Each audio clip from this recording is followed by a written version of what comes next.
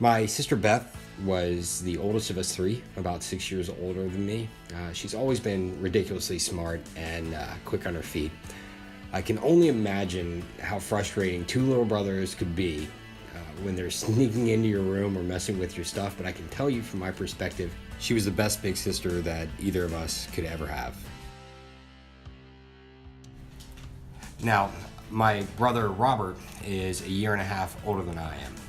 He was definitely a sports star growing up. He was always above average in height, and like my sister Beth, he was always super smart to boot. But the thing about Robert was his dedication. That's always stood out to me. You put a brick wall in front of him, and he's gonna knock it down.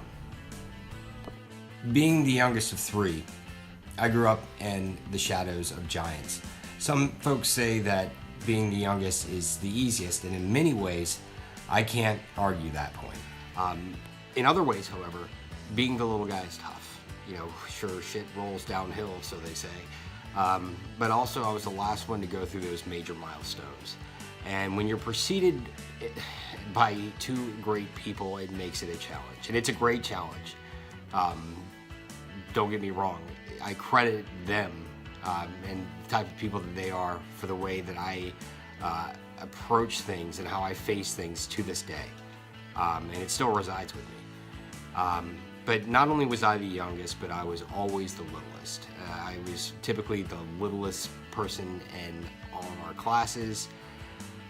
And when especially looking at my brother entering high school for the first time in 9th grade in 1991, I knew that there was no way for me to place myself or to make a place for myself in sports.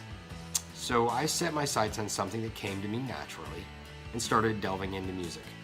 And it was right around this time in 1991 that I came across a band out of Seattle with a sound like I've never heard. This is 99 Days and Counting.